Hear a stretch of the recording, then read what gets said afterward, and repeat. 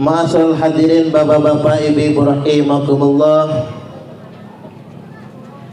Kitab Safinatun Najah ini ditulis oleh Syekh Salim bin Abdullah.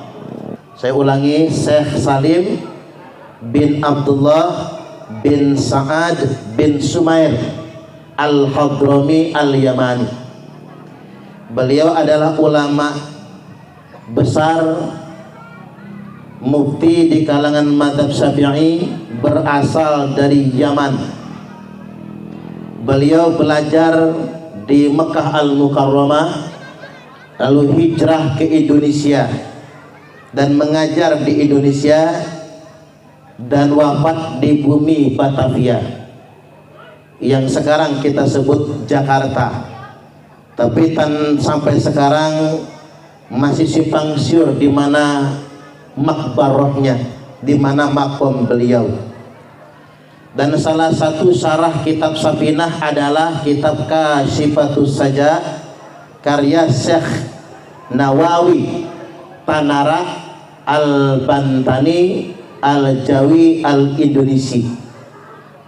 Beliau adalah ulama besar asal Indonesia, keturunan yang ke-12 dari Sunan Gunung Jati, Syekh Syarif Hidayatullah, atau keturunan ke-11 dari Maulana Hasanuddin. Beliau hijrah ke Mekah, kemudian mengajar di sana dan menjadi imam Masjidil Haram, dan wafat di Mekah, lalu dimakamkan di Jannatul Ma'la atau Jannatul Mu'alla, yang ketika pemindahan jasad beliau berkali-kali ternyata Syekh Nawawi maujud, jasad beliau masih utuh. Makanya sejak wafat tahun 1897 sampai hari ini kerajaan Saudi Arabia tidak berani memindahkan jasad beliau. Artinya ulama Yaman datang ke Indonesia untuk mengajar, wafat di Indonesia. Ulama Indonesia merantau ke tanah suci Mekah, jadi imam Masjidil Haram. Imam nih Pak, Syekh Nawawi itu imam Masjidil Haram dan wafatnya di Mekah. Nah, di zaman dulu Bapak Ibu, orang itu dimuliakan karena ilmunya. Syekh Nawawi kendati pun keturunan Sunan Gunung Jati. Sunan Gunung Jati niku Said Sarif, keturunan dari Imam Husain, berasal dari Mesir Bapak Ibu. Memang orang Arab leluhurnya, bukan cuma orang Arab Bani Quraisy, bukan cuma Bani Quraisy, Bani Hashim, bukan cuma Bani Hashim, Bani Abdul Muthalib, bahkan dzurriyyat Rasulullah sallallahu alaihi wasallam. Tapi karena beliau ulama, ratusan kitab yang dikarang oleh beliau, beliau alim, kemudian beliau menjadi imam Masjidil Haram. Orang Mekah menghargai beliau karena ilmunya. Sama Syekh Salim bin Abdullah bin Sa'ad bin Sumair Al-Hadrami Al-Yamani datang ke Indonesia pun dengan ilmu dan mengajar. Jadi zaman dulu itu maksud saya begini Bapak Ibu, enggak ada orang yang bangga-banggaan nasab, minta dimuliakan kepada orang lain gara-gara nasabnya. Saya nih cucu Nabi, enggak ada Pak. Untung Syekh Salim Al-Hadrami ini bukan Habib Pak. Mungkin kalau Habib dijadikan orang sebagai alat kebanggaan untuk sombong-sombongan.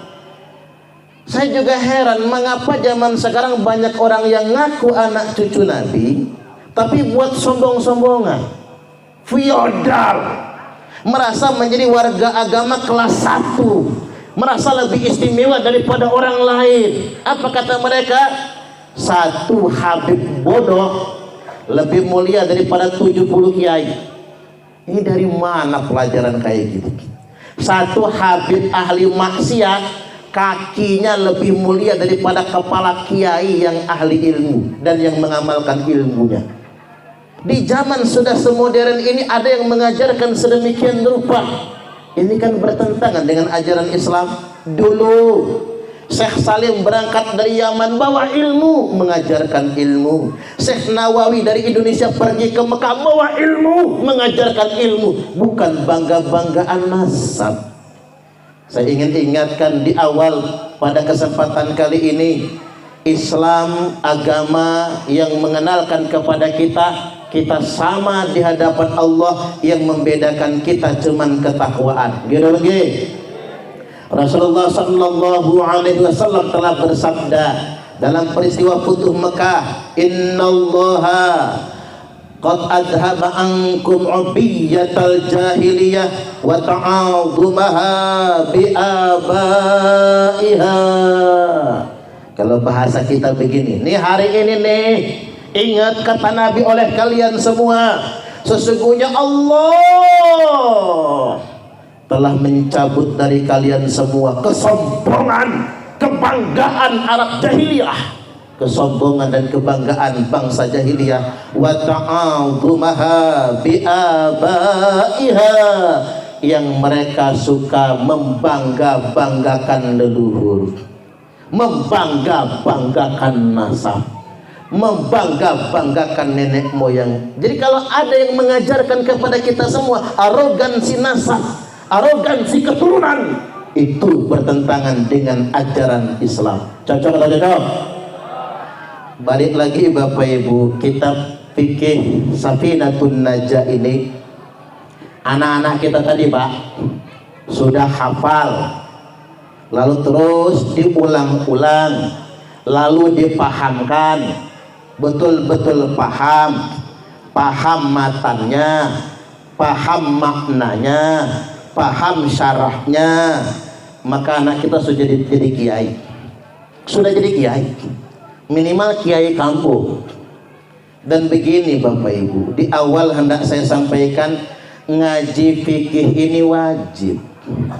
Ngaji fikih ini wajib. Dan ada yang mengatakan begini, udah nggak usah ikut-ikutan, nggak usah ngaji kitab fikih. Kalau mau berfikih langsung saja Quran hadis. Pernah nggak dengar ada yang ngomong begitu? Pernah kan? Udah langsung kalau hukum Islam langsung saja Quran hadis, nggak usah pakai fikih segala. Orang yang ngomongnya begitu dia sudah menipu Bapak Ibu. Jadi kalau ada yang mengatakan nggak usah lagi ikut ulama, nggak usah lagi ngaji kitab fikih, langsung saja Quran hadis, dia sedang menipu. Lu dari mana dia akan paham hukum fikih kalau langsung ke Quran hadis? Nggak bisa. Man fassaral Quran bi ra'yihi falyatabawwa maq'adahu minan nar. Bagi siapa yang langsung nyari hukum ke Quran, nyari hukum langsung ke Quran, Al-Quran ditafsirkannya dewek, hukum-hukum Islam digalinya sendiri dari Al-Quran, padahal dia bukan ulama, dia nggak punya keahlian di situ. Barang siapa yang menafsirkan sendiri Al-Quran menurut ra'yunya, menurut maunya, maka fal yatabawwa maq'adahu minad nar, monggo kersane menempati kapling yang sudah disediakan untuknya di dalam neraka. Wajib berfikih itu Bapak Ibu. Ini saya juga sering aneh ini, tanda orang nggak pernah ngaji fikih begini. Kalau hukum apa-apa bid'ah, itu tanda dia nggak pernah ngaji fikih. Coba tadi kalau Bapak Ibu nggak lupa, anak-anak kita tadi, hukum Islam ada 5, 1 wajib, 2 sunnah, 3 mubah, 4 makruh, 5 haram. Itu hukum Islam. Sejak kapan Bapak Ibu hukum Islam nambah jadi bid'ah? Apa hukumannya? Hukum yasinan bid'ah. Kalau ada orang ditanya hukum jawabnya bid'ah, dia nggak pernah ngaji fikih. Kalau dia nggak pernah ngaji fikih, berarti dia nggak paham itu Islam. Cocok atau cocok? Saya jangan sampai di Pancasilanya ada orang yang dikit-dikit ngomong bid'ah, nanti khutmil kutub bid'ah, kan begitu. Yang nggak ada zaman Nabi khutmil kutub, nggak ada. Hifzul mutun nggak ada. Zaman Nabi nggak ada Bapak Ibu. Kitab Jurumiyah nggak ada, Imriti nggak ada, Alfiyah apa meneh. Nanti mau kita kehukumi bid'ah begitu. Ngapal Imriti, Jurumiyah bid'ah, ngapal Alfiyah bid'ah, ngapal tasrif bid'ah. Orang yang dikit-dikit ngomong bid'ah, tanda dia nggak ngerti Islam sama sekali. Pak ulangi sedikit lagi. Orang yang dikit-dikit ngomong bid'ah, tanda dia nggak ngerti Islam sama sekali. Karena hukum bid'ah itu nggak ada. Yang ada itu hukum 5: wajib, sunnah, mubah, makruh atau haram. Kita akan ditanya hukum apa, hukumnya tasakuran khotmil kutub. Kita nggak boleh menjawabnya bid'ah, harus kita jawab entah wajib, entah sunnah, entah mubah, entah makruh, entah haram. Yang jelas nggak berani kita mengharamkan ilmu, Pak, dosa hukumnya. Nah sama ini, halo Pak, daripada jenengan ngantuk ngudut aja Pak, apa-apa. Nah ada yang nanya sama saya, apa hukumnya rokok? Hukumnya rokok ini kalau kita ingin kembali kepada hukum yang 5, Bapak Ibu, bisa wajib, bisa sunnah. Gimana rokok bisa wajib? Ini kan ngaji ini thalabul ilmi ini wajibat. Nuntut ilmu ini sangat wajib. Nah kalau jenengan nggak ngudut malah ngantuk, mending nyimak ceramah malah nggak nyambung, tapi dengan ngudut malah jenengan nyambung, wajib ngudut gitu Pak, wajib. Kapan ngudut jadi sunnah? Saat susah nahan, diempet-empet asem banget, susah nahan, sunnah dia. Kapan dia jadi makruh? Kan begitu ya, saat ibu hamil menyusui jadi terlarang dia, karena merusak kesehatan, merusak si cabang bayi. Tapi jangan sekali-kali mengatakannya haram. Karena mengapa Bapak Ibu berani mengharamkan sesuatu yang tidak diharamkan Allah? Qarinu syirku billah, maka sama kedudukannya dengan telah menyekutukan Allah. Nah inilah penting ngaji fikih Pak. Kemudian tadi itu yang sederhana saja, an-niyatu qasdu syai'i muqtarinan bi fi'lih. Dalam kitab Safinah disebutkan an-niyatu, niat itu qasdu syai', menyengaja mengerjakan sesuatu, muqtarinan bi fi'lihi, bersamaan dengan perbuatan. Nah ini kalau kita paham fikih, sepakat semua ulama, la khilafa bainahum, tidak ada perbedaan pendapat para ulama, yang namanya niat itu muqtarinan bi fi'lihi, harus bersamaan dengan perbuatan ibadahnya. Ini sepakat. Niat wudu waktu basuh muka, niat sholat waktu takbiratul ihram, ingda takbiratul ihram, sepakat. Makanya kalau ada yang ngomong begini, udah sholat nggak usah niatan, mangkat dari rumah nang ke masjid udah termasuk niat, tanda nggak pernah ngaji fikih. Udah ketahuan itu Pak. Pernah nggak dengar orang ngomong begitu? Berarti dia nggak pernah mondok, berarti dia nggak pernah ngaji fikih. Ini kalau kayak subuh pakai kunut atau enggak kunut itu khilaf, perbedaan pendapat, kita nyebutnya khilafiyah. Tapi kalau yang namanya niat sholat, ulama sepakat. Niat sholat itu bersamaan dengan perbuatan sholat, yakni takbiratul ihram. Sepakat tanpa perbedaan pendapat, 4 madhab. Nah ini penting kita ngaji fikih. Ingat nggak kata-kata anak-anak tadi? Ya lupa lah nggak ingat. Makanya rajin ngaji ya Bu, anak-anaknya. Syukuri anaknya dengan pinter. Tinggal paham anak-anak kita itu Pak. Kalau sudah paham makin membanggakan. Coba tadi misalnya di matan-matan itu disebutkan aqallul haidi yaumun walailatun. Tuh buat jenengan itu. Sedikit-dikitnya orang haid sehari semalam. Nah ini kan ilmu. Misal malam ini jenengan haid, besok pagi berhenti, nggak haid lagi. Nah dengan hukum fikih kita jadi tahu besok belum boleh sholat. Karena yang namanya haid paling dikit lewatin semalam, lewatin sesiang. Jadi kalau malam ini haid, besok subuh walaupun sudah bersih nggak boleh sholat. Zuhur belum boleh sholat, asar belum boleh sholat. Preksa jelang maghrib ternyata sudah betul-betul bersih, maghrib mandi sholat. Karena sudah lewat semalam, lewat sehari. Wa ghalibuhu situn au sab'un. Sedangkan pada umumnya orang haid itu 6 atau 7 hari. Ya bayar. Nah ini hukum fikih. Wa aktsaruhu, dan paling banyak orang haid itu yakni khamsata asyara yauman bilayaliha, sebanyak 15 hari beserta malamnya. Ini kan hukum fikih, harus kita pahami. Contoh, 7 hari ternyata masih keluar darah haidnya. 8 hari jangan dulu sholat. 10 hari jangan dulu sholat.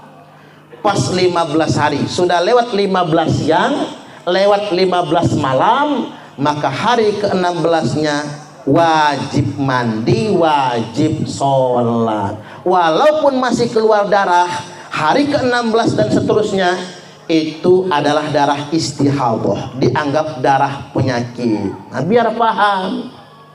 Kemudian tadi ada juga disebutkan aqallut tuhri bainal haidatain, masa paling dikit jarak suci dari 2 haid bulan ini dengan haid bulan depan, jarak paling dikitnya itu khamsata asyara yauman, 15 hari. Nah ini ilmu, berarti begini Bu, jenengan hari ini suci umpama, sudah sholat, sudah mandi, sholat, seminggu kemudian haid lagi. Haid yang seminggu kemudian bukan haid tapi istihadah, penyakit. Karena baru dianggap haid lagi setelah lewat 15 hari. Nah itulah fikih yang diapal anak-anak kita tadi ini Bapak Ibu, beserta hukum-hukum yang lainnya. Dan ingat, kita belajar fikih itu wajib karena kita bukan mujtahid. Kita tidak punya kapasitas untuk berfatwa, nggak boleh berfatwa sendiri. Kita harus ikut ulama, wajib taklid ulama. Kan ada yang sering mengkampanyekan, jadi muslim tidak boleh taklid. Salah kata-kata itu. Yang benar, umat Islam wajib taklid. Halo, dengerin. Kalau ada yang mengatakan umat Islam tidak boleh taklid, salah itu. Yang benar, umat Islam wajib taklid. Karena begini, yang tidak boleh taklid itu kalau dia levelnya mujtahid. Nah kita hafal Quran tidak, matan sapinah nggak hafal, lagunya kayak mujtahid, dikit-dikit ngomong bid'ah. Kita tanya, lu belajar di mana? Internet. Gurunya Syekh YouTube al-interneti, kiainya Kiai Haji Google, ustadznya Ustadz Facebook LCMA. Nggak bisa begitu.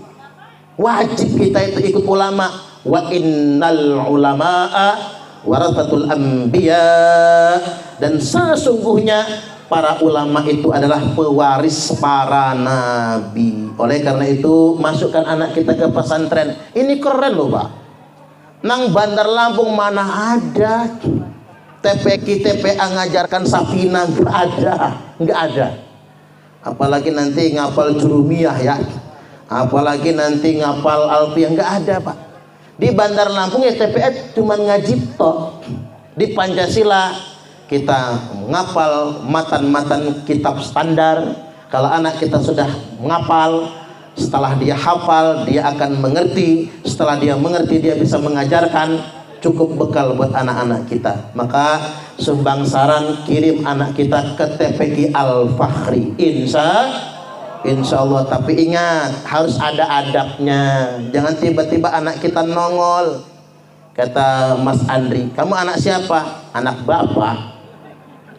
Ibu kamu siapa? Yo mama. Ini nggak ada sopan santun. Yang benar itu Bapak Ibu, daftarkan anak ke TPA, TPQ, AB, Umi, Ustadz, Ustadzah. Kami sengaja nganter anak kami, mohon ajarkan Al-Quran, mohon ajarkan hukum-hukum agama. Kalau dia nakal marahin kami ikhlas. Bu, anak dimarah guru ngaji kudu ikhlas. Kalau dia bandel, gebuk pantatnya. Ingat ya Pak, kalau anak digebuk sama guru ngaji, jangan marah, tidak perlu tersinggung, karena guru ngajinya sayang. Walaupun saya sering sampaikan ngebuk-ngebuk boleh, tapi pinggang ke bawah. Termasuk gebuk bini masih boleh Pak kalau kelewat bandel, tapi pantatnya, makanya pantat dibikin tebel, kalau dipukul del mendal dia. Yang penting jangan mukul muka, bukan cuma buat guru buat semua orang tua. Kalau didik anak nggak boleh nempelin kepala, nggak boleh nabok muka, nggak boleh jewer kuping. Tinggalkan pendidikan seperti itu. Nggak boleh narik jambang, nggak boleh. Jangan jiwit perut. Bu, termasuk istri saya, dengerin, dia suka nyubit anaknya sih. Kadang nyubit anak itu ada bekas biru Pak, kayak dicubit hantu. Anak digebuk bapak nggak ada bekas, dicubit emak kayak dicubit hantu, biru menghitam, lama hilangnya. Jadi ingat, boleh mukul anak kalau kelewatan, tapi pantatnya atau pinggang ke bawah, jangan bagian atasnya, silahkan. Jadi tak ulang lagi, titip anak kami, mohon ajarkan Al-Quran, ajarkan agama. Kalau dia nakal marahin, kalau dia bandel ngelawan gebuklah pantatnya, kami ikhlas, nggak akan lapor polisi. Kualat itu yang suka ngelaporin ke polisi. Tapi kalau anak saya goblok, ngaji nggak nyambung, ya mungkin keturunan. Nggak jauh beda sama bapaknya, geblek bukan main. Apa meneh mamanya Pak, susah nyambungnya. Ingat Bapak Ibu, kalau anak jenengan rodok-rodok goblok, itu pasti faktor keturunan. Jadi jangan dimarah. Walaupun kalau kata kiai saya, sebetulnya nggak ada orang goblok, yang ada itu orang malas. Karena segoblok-gobloknya anak, kalau rajin pinter juga. Sepinter-pinternya anak, kalau malas lama-lama goblok. Apalagi udah malas, kerjaannya narkoba. Nah ini parah ini. Sudah males kerjaannya narkoba, goblok beneran. Jadi kirim anak kita ke pesantren, kirim anak kita ke TPQ agar tidak terjebak dalam pergaulan bebas. Kalau dulu narkoba itu di kota, kalau sekarang masuk kampung narkoba. Saya meruqyah anak kelas 5 SD, umur 10-11 tahun. Saya tanya ibunya, anak sampean kena apa Bu? Kesambet genderuwo. Lo kok sampean tahu? Sudah diruqyah 10 kiai, 15 ustadz, cuman gak mempan. Nah ini kata saya, kalau nggak mempan berarti jinnya jin modern. Jin modern itu dibacakan Fatihah nggak mempan, dibacakan ayatul kursi jinnya malah hafal. Pasihan jinnya daripada ustadznya kadang-kadang. Dibacakan surah al-jin, jinnya malah nantang. Kata jinnya, saya nggak takut sama ustadz, saya takutnya sama tukang permak lepis.